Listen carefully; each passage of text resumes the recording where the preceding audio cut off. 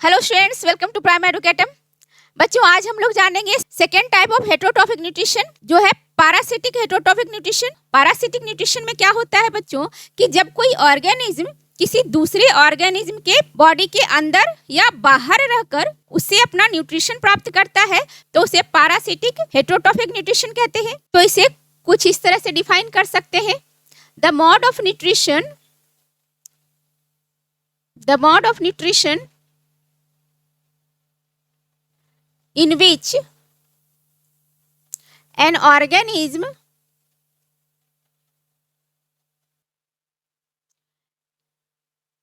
lives on the body surface or inside the body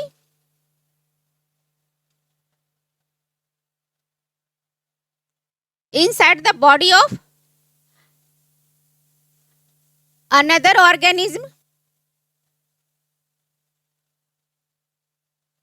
तो बच्चों, ऐसी ऑर्गेनिज्म जो किसी दूसरे ऑर्गेनिज्म के शरीर के अंदर या बाहर रहकर उसे अपना फूड ऑब्टेन करते हैं तो उसे पैरासिटिक न्यूट्रिशन कहते हैं। और ये जो पैरासाइट्स होते हैं वह किसी दूसरे ऑर्गेनिज्म को मारते नहीं, किल नहीं करते, बल्कि उसे जिंदा रखते हैं और उससे सिर्फ अपना न्यूट्रिशन लेते रहते हैं। और ये पार्शियल पैरासाइट भी हो सकते हैं और कंप्लीट पैरासाइट भी हो सकते हैं। It may be partial or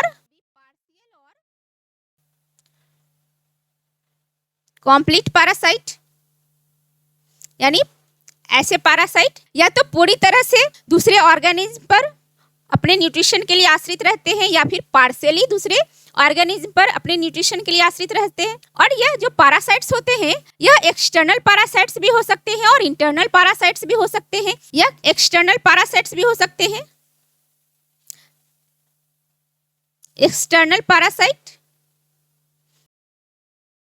internal parasites भी हो सकते हैं जो दूसरे ऑर्गेनिज्म के बॉडी के अंदर रहकर भोजन प्राप्त करते हैं, पैरासाइट्स। ठीक है, इंटरनल पैरासाइट्स भी हो सकते हैं। अब बच्चों, एक्सटर्नल पैरासाइट्स में कौन से ऑर्गेनिज्म हो सकते हैं? अब जैसे लाइस आपके बालों में रहती है, के सर में, वह एक्सटर्नली रहते हैं और आपसे अपना न्यूट्रिशन प्राप्त करते हैं।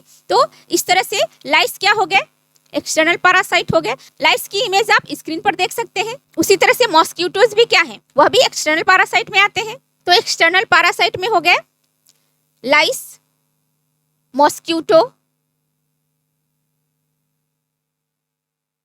बच्चों, कुछ प्लांट्स भी होते हैं जो पैरासिटिक प्लांट्स होते हैं, जैसे कशक्यूटा, जिसे डॉडर भी कहते हैं या इसे हिंदी में अमरबेल भी कहते हैं।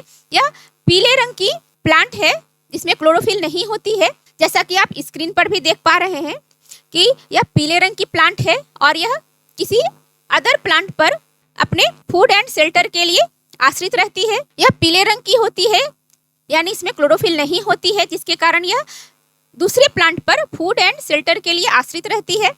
बच्चों, उसी तरह से आपके स्क्रीन पर एक दूसरी पैरासिटिक प्लांट दिख रही है, इसे मिस्टलटॉय कहते हैं। यह एक ऐसी प्लांट है जिसकी रूट बहुत छोटी होती है और स्टेम बहुत लंबी होती है। तो यह भी दूसरे प्लांट पर अपने फूड एंड न्यूट्रिशन के लिए आश्रित रहती है। बच्चों, इसमें क्लोरोफिल प्रेजेंट होती है, जिसके कारण यह फोटोसिंथेसिस कर पाती है। तो अब आप यह जानना चाहोगे कि जब फोटोसिंथेसिस कर ही पाती है तो अपने लिए फूड तो सिंथेसाइज कर ही लेती है यह प्लांट, तो फिर दूसरे पर डिपेंडेंट क्यों है? तो बच्चों, यह फूड तो सिंथेसाइज कर पाती है पर वाटर एंड मिनरल्स के लिए यह दूसरे प्लांट पर डिपेंडेंट रहती है, क्योंकि अभी मैंने आपको बताया कि इसके रूट्स बहुत छोटे होते हैं, जिसके कारण यह वाटर एंड मिनरल के लिए दूसरे प्लांट पर डिपेंडेंट होती है ना? इंटरेस्टिंग। तो ये बच्चों, यह सारे एक्सटर्नल पैरासाइट्स के एग्जाम्पल हो गए। तो नेक्स्ट मैं लिख देती हूँ कशक्यूटा, जिसे डॉडर या अमरबेल भी कहते हैं। एंड सेकेंड पैरासिटिक प्लांट है मिस्लेटो, अदर पैरासिटिक प्लांट है जो कि आप स्क्रीन पर देख पा रहे हैं। उसके बाद बच्चों जानते हैं इंटरनल पैरासाइट्स के बारे में। तो बच्चों, इंटरनल पैरासाइट्स वो होते हैं जो किसी दूसरे ऑर्गेनिज्म के शरीर के अंदर रख के उससे अपना न्यूट्रिशन प्राप्त करते हैं। जैसे आप स्क्रीन पर देख पा रहे हैं कि यह लीच है, जो कि इंटरनल पैरासाइट का एग्जाम्पल है। इसके और भी एग्जाम्पल हैं, जैसे लिवर फ्लूक, यह राउंड वर्म है। टेप वर्म, यह जो आपके स्क्रीन पर है वह टेप वर्म है। तो यह सारे एग्जाम्पल हो गए इंटरनल पैरासाइट्स के, इसे मैं लिख देती हूँ। तो इसके एग्जाम्पल्स हो गए leech, roundworm, tapeworm, liver fluke,